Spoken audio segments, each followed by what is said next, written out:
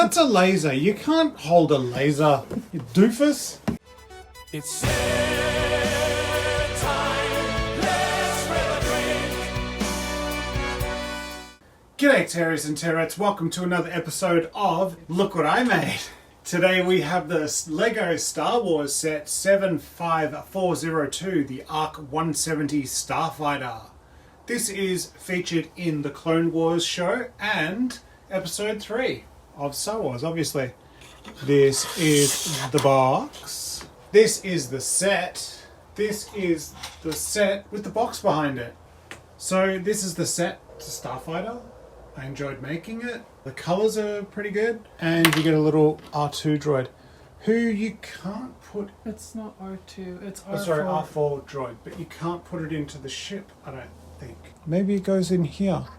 I think that's where it goes. I was wondering why there was a gap. Does it show on the It doesn't show it on the pictures on the front. Oh, it does, but you can hardly see it. It's pretty swooshable. Don't know about the bottom sort of being like that, but I guess it's a way for you to hold it. It would have been nicer if it was the same thickness as the bottom base. There is one play feature, which I thought was really cool, and that's to put the wings open and close.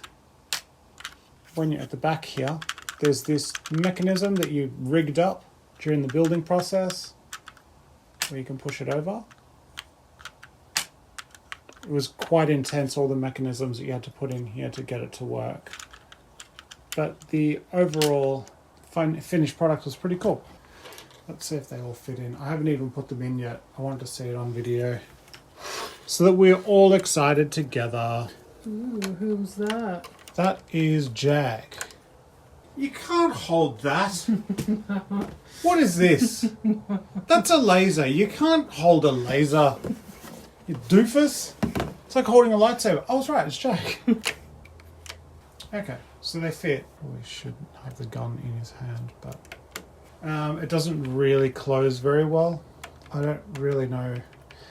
Even without these guys in there, it doesn't really close the best. Just doesn't fit. You get some blasters, obviously.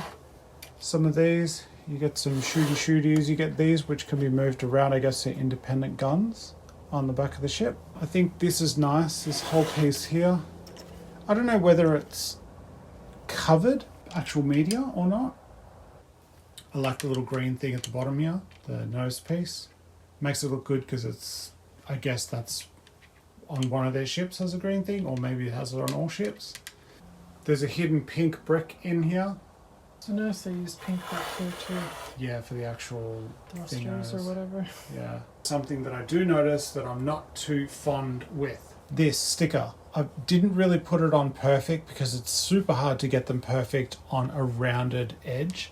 However, the thing that I don't like about it is when you look at it versus the actual picture, you can see the colours are completely different. They're not white. I don't think it's meant to be like that. I think they just didn't do it right. The colours are supposed to be like the same as the ship. Here it's grey.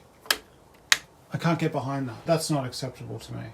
So that sucks. It doesn't look as nice as it could have. No, because look at that. That is perfectly the same colour, the same white with the same white. Alright, so let's talk about stickers. Yeah, so you get 16 stickers all up. Each of the wings contains one, onto 4 of them. This is actually a printed piece. This and the opposite side is a sticker. Sticker, sticker, sticker, sticker, sticker, sticker. The ARC-170 was designed as a precursor to the X-Wing. Oh, okay. The ARC-170's been created a few times. This is the 4th time they've done it. 2010, ARC-170 came with Captain Jag and Kit Fisto with a clone pilot and a R4P44. So this is the 2nd time that this second astromech's been in it. R4P44. Minifigures. So Pilot Oddball was serving under Obi-Wan in the Clone Wars. Okay. He appeared in episode 3. He was a skilled pilot and a clone commander. So that was his role. Then Pilot Captain Jag. He's the one that flew with Jedi General Plow as his wingman and was the one that shot him down during Order 66. Okay. Interesting. Yeah, there's actually 3 ranked clone trooper pilots. The other one is Hulk, who's a clone lieutenant. I don't know why they didn't make him if they're doing the other named clone people, because these 2 are the other ones. Should have done all 3. It's interesting that there's 3 pilots to one ship. You would have thought, like with the X-Wing, there'd be 1. It's only one body in the cockpit, isn't it? Yeah, I'm pretty sure. So it's interesting you need 3. Let's have a look at the booklet. Who we got? We have a clone trooper. You can't see the colours, so it could be anyone. Pretty easy to build. There's a bit of technique because obviously the wings move. The S-foils lock in different points. There. Yeah, so it's right at the front next to the wing. And these are the parts. So from now on, if we do get a remover, I'm just going to put it in just so you guys can see. You always get one of these and it's not really a one stud, so I don't really get the point of that.